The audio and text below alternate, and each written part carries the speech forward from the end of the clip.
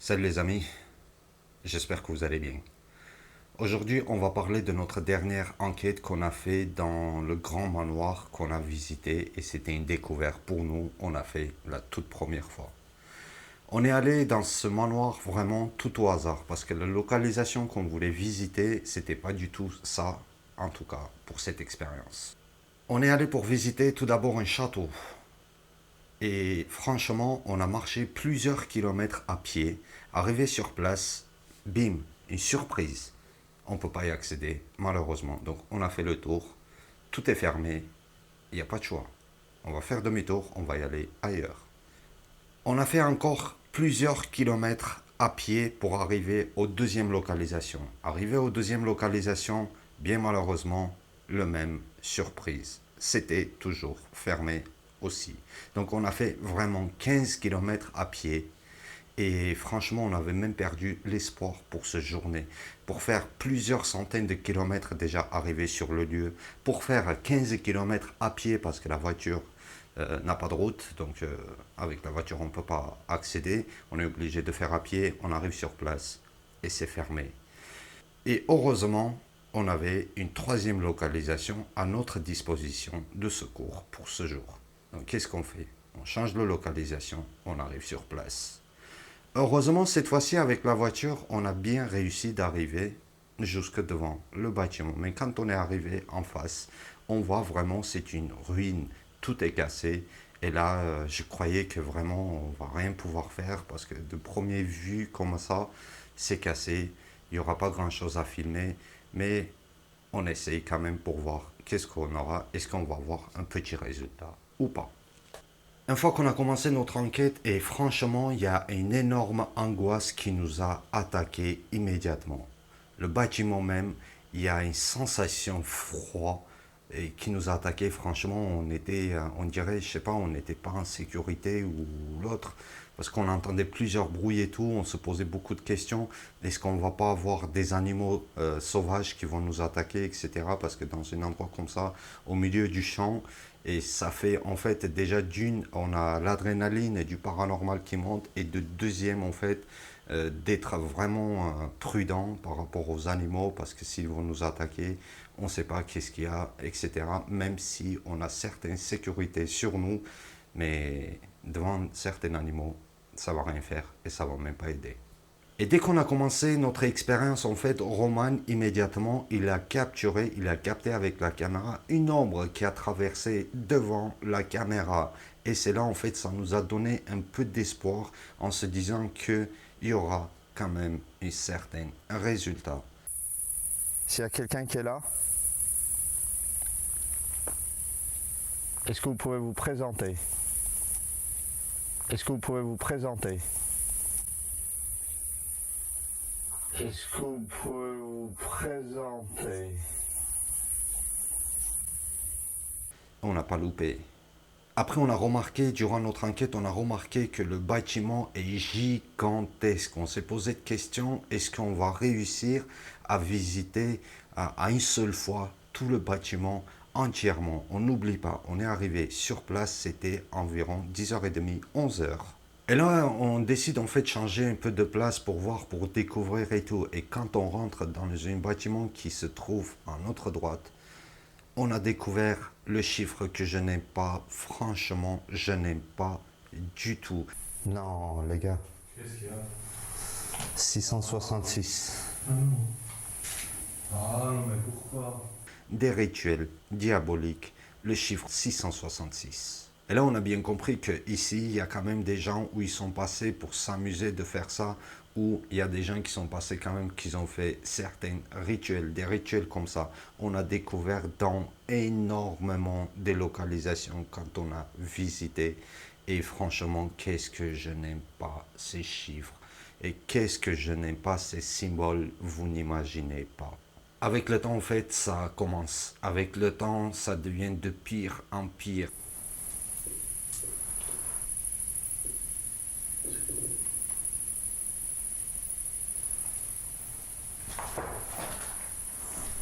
avec le temps, on entend plusieurs bruits et vraiment ça nous fait tromper. Est-ce que c'est des animaux ou est-ce que c'est des phénomènes paranormaux et tout?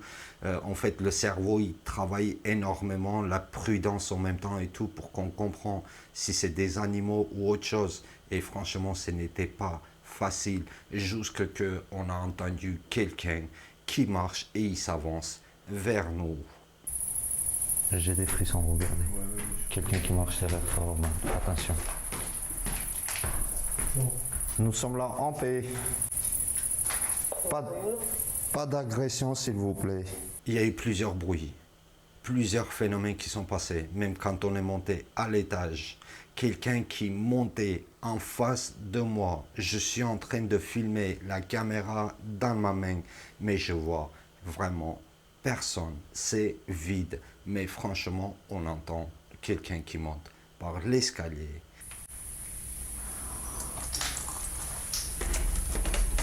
Oh, C'est quelqu'un?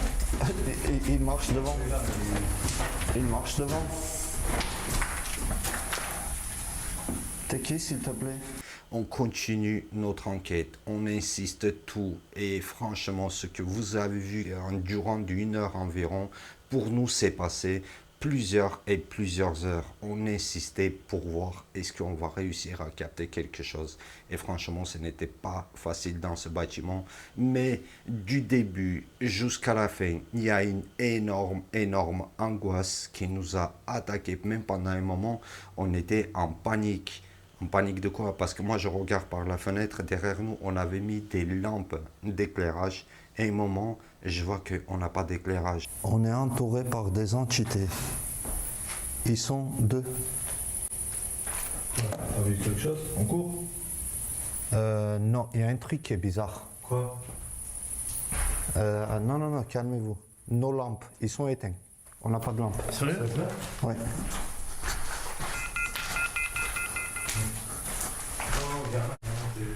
Ils sont là. Non, là-bas. Si, je l'ai vu. T'es sûr? Sur l'éclairage, je crois. Hein? Ici, il y a de l'éclairage, normalement. Je vois pas. Parce qu'on est de l'autre côté, mais c'est bon. Imaginez tellement on était, et moi personnellement j'étais un petit peu en panique, c'est que de loin je voyais même pas nos lampes alors qu'ils étaient allumés, alors que personne n'a touché et il n'y a personne qui est venu. Des choses comme ça, des moments comme ça peut y arriver en tout moment. Vraiment en tout moment. Pourquoi? Parce que notre cerveau, des fois, il va chercher autre chose que nous, on est en train de voir. Donc ça veut dire que moi, je regarde de loin et je vois des lampes, mais ça n'arrive pas jusque le cerveau pour dire, ben tiens, les lampes, ils sont allumées. En gros, je vois en face de moi, mais je vois pas. C'est inexplicable, je sais pas. Et franchement, j'en ai eu peur aussi. Hein. Pendant un moment, même Roman, il a commencé à me calmer. Même ça n'a pas apparu dans la vidéo et tout. On a fait une petite coupure. Et Roman, Edgar, il commence à me calmer, etc. En me disant, ben, c'est bon, tout va bien. Et franchement, c'était fort. C'était très fort. Je ne peux pas expliquer. Est-ce que c'est une nouvelle localisation qu'on ne connaît pas, c'est une découverte? Ou est-ce que vraiment c'est le bâtiment même qui est comme ça? Au bout d'un moment, on arrive, on a trouvé en fait un petit sous-sol. Donc on va descendre dans le sous-sol et là, dès qu'on va rentrer à l'intérieur, et là notre appareil nous sort le mot « fusillez-la » ou « fusillez-le » de suite. Fusillez-la de suite. Quoi?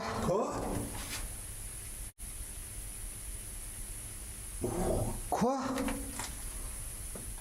De quoi il parle? Vraiment, mais moi personnellement, au départ, ça m'a choqué.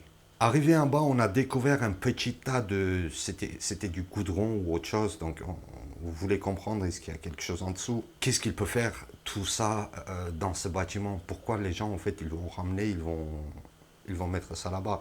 Est-ce que il y a vraiment des squatteurs ou des SDF qui viennent, en fait, et qui trouvent un refuge dans ce bâtiment? Ils ont ramené ces goudrons pour l'hiver, de l'allumer pour se chauffer, ou pour quelle raison? Honnêtement, je ne sais pas, là on n'aura pas de réponse. Mais attention sur le mot fusiller là de suite. Et quand on y était dans le bâtiment, on a trouvé quand même une petite cartouche. En bas, quand il a dit fusillez-le. Ouais. On est bien d'accord? Ah ouais. Tu crois? Une balle. Est-ce que c'était une balle à compte? Je sais pas. Pourquoi il va dire fusillez-le? Une balle de quoi? Une cartouche. Bon, après, Une cartouche de fusil à pompe. c'est possible, il y a quelqu'un qui a fusillé quelqu'un. Qu'est-ce qu'il fait là? Qu'est-ce que s'est passé dans ce bâtiment? Est-ce que vraiment s'est passé un crime il y a longtemps? Ou est-ce que c'est passé un crime encore plus longtemps qui n'a rien à voir avec ce cartouche? Donc on n'a pas de confirmation, j'ai pas trouvé un article officiel, etc. pour voir est-ce que vraiment quelque chose qui s'est passé là-bas. Non, j'ai pas trouvé ça. Comme vous avez remarqué dans cette vidéo, on n'a pas utilisé notre radio, les amis, tout simplement parce que la radio, il y a eu un problème en fait au niveau de batterie, et il ne tenait pas de batterie, donc on a renvoyé au fabricant pour qu'il prenne pour corriger ce problème. Donc c'est pour ça, à ce jour, vous n'avez pas vu une expérience avec la radio. Mais qu'est-ce qu'on fait? On prend tous nos matériels qu'on a à notre disposition, on va essayer de tester tout ça. Et franchement, comme vous avez remarqué juste en face de nous, en fait, au fond du bâtiment, il y a un long couloir, et dès le départ, dès qu'on a commencé notre expérience, ce couloir, je ne sais pas pourquoi, il attire vraiment mon attention. Et même pendant un moment, on voulait monter à l'étage avec notre caméra SLS, on a entendu un fort bruit au fond. Oh. Quelqu'un là-bas.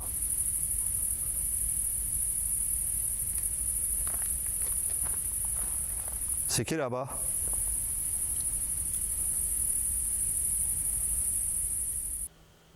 Et là, on s'est dit, bon ben on va retourner plus tard pour voir qu'est-ce qu'il y a là-bas. Mais aussi, autre chose, c'est que tellement des mouvements qui sont passés, que les bruits qu'on a entendus, etc. Mais en fait, pendant un moment, je croyais que vraiment il y a quelqu'un qui se cache de nous. Même plusieurs fois, je croyais vraiment quelqu'un qui se cache parce qu'on entend quelques bruits de pas, des marches et tout. Même certains cris qu'on a entendus aussi dans ce bâtiment. Et je me dis, est-ce qu'il n'y a pas une ou deux personnes en fait qui se cachent de nous? Mais pour quelle raison? Il n'y a pas d'intérêt de se cacher de nous. On a déjà visité des lieux, on s'est croisé déjà avec des gens, des urbexeurs, etc., etc. On a déjà discuté parce que dès qu'on entend de loin des voix humaines, en fait, on se rapproche pour se voir et tout. Parce que de se faire des surprises en pleine nuit et en pleine enquête paranormale, déjà, ça se fait pas. Parce que de sortir vraiment face à face, sans s'avertir à quelqu'un, il peut avoir certaines conséquences pour nous-mêmes et comme pour lui. Parce que la peur, en pleine nuit, de sortir face à face à quelqu'un, je ne peux pas imaginer qu'est-ce qui peut se passer. Et franchement, ça peut arriver même jusqu'à crise cardiaque. Parce que imaginez, en pleine nuit, vous sortez, et pouf, face à face, quelqu'un qui est en face de vous. C'est pour ça, en fait, on fait tout le temps des signes. On rentre, dès qu'on a rentré, on appelle, est-ce que vraiment quelqu'un est là, etc., etc., pour savoir et aller discuter. Donc, à ce jour, personne ne s'est présenté. Et pour nous, automatiquement, il n'y a personne. Même si on a installé quelques alarmes autour de nous, ils ne sont jamais déclenchés. Si ça serait des animaux, même s'il y a un animal qui passe devant ces appareils-là, si vous voulez, il va se mettre en déclencher et nous, on va savoir si quelqu'un qui est venu ou pas. Après plusieurs heures, notre expérience et tout, on a bien compris que, on dirait, il y a un crime qui s'est passé. Vraiment. On sait qu'il y a certaines entités qui sont là, vraiment. Mais on veut encore plus et encore plus des captures, on veut encore plus de contacts et on veut encore plus des phénomènes. Mais comme vous voyez, comparé à d'habitude, en fait, oui, il y a des phénomènes, mais c'est un petit peu léger. Notre satisfaction déjà, c'est qu'on a réussi à faire une expérience ce jour-là parce que on avait tous perdu notre espoir de visiter deux endroits. C'était pas accessible d'arriver ici en pleine nuit et tout. Et c'était vraiment déjà un espoir. On s'est dit, bon, on a réussi parce que vraiment, on a fait plusieurs centaines de kilomètres pour arriver jusqu'au manoir. Les amis, plusieurs heures plus tard, on continue notre enquête et au bout d'un moment, on décide d'arrêter.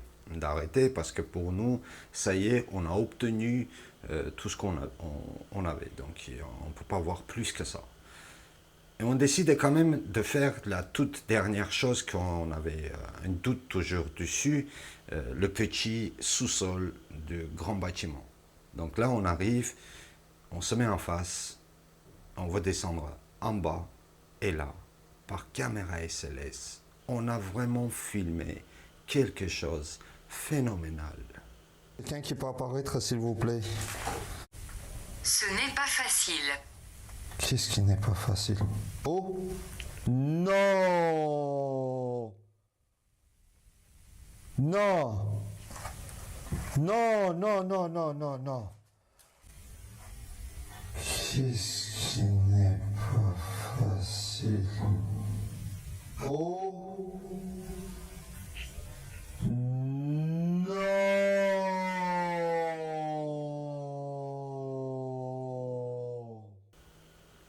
Comme vous avez remarqué, dès qu'on est arrivé là, bim, la vidéo est coupée. Donc, il n'y a pas la suite et on a annoncé sur la vidéo, c'est que la suite, il y aura le 10 août. Si on vous aurait montré la vidéo entièrement, vous aurez eu une vidéo qui dure 2 heures. C'est pour ça qu'on a décidé de vous la montrer en 2 fois. En 2 fois, on va vous montrer plus profondément. Les amis, c'est là qu'on a pris l'espoir. C'est là qu'on s'est dit, ben tiens, l'SLS a capturé quelque chose. On va continuer notre enquête, même si on va terminer à 4, 5 ou 6 heures du matin. Donc on va rester jusqu'à la fin. Et je vous promets, ce que vous allez voir en deuxième partie, vous allez péter les plombs. Tout ce qui s'est passé durant cette expérience s'est passé en deuxième partie. Parce que le temps que les entités ils sont montrés, ça a mis vraiment plusieurs et plusieurs heures pour avoir cet résultat. Même début de la vidéo, il y avait trop d'angoisse. Même début de la vidéo, il y avait de quoi à vous montrer. On ne voulait pas faire des gros coupures parce que ça nous a fait vraiment dommage. Il y a des moments très intéressants dans la première partie. Alors la deuxième partie, vous allez péter les plombs. Je vous promets les amis, ne loupez surtout pas cette expérience qui va y arriver. La suite, cette expérience-là, c'est l'une des expériences les plus terrifiantes sur notre chaîne YouTube.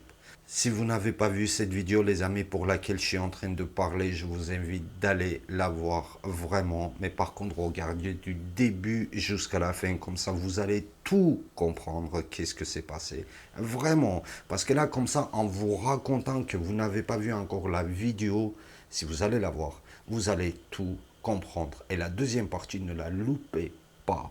C'est l'une des expériences les plus terrifiantes sur notre chaîne YouTube depuis le début. Et franchement, un endroit de dingue. Comme c'est une localisation qui est trop loin, on est resté plus longtemps pour terminer entièrement notre expérience. Et je vous promets, on ne regrette pas qu'on a décidé de rester plus longtemps.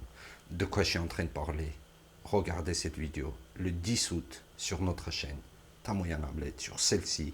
Abonnez-vous et partagez. Et surtout, n'oubliez pas, activez la petite cloche, comme ça, chaque vidéo qu'on va publier sur notre chaîne, ça va vous partager immédiatement. Merci les amis d'avoir regardé cette vidéo jusqu'à la fin. Merci à vous tous qui nous soutiennent et qui s'abonnent sur notre chaîne YouTube. Et moi, je vous promets les amis, le 10 août, il y a une vidéo de malade qui vous attend. C'est quelque chose de phénoménal. Salut à tous.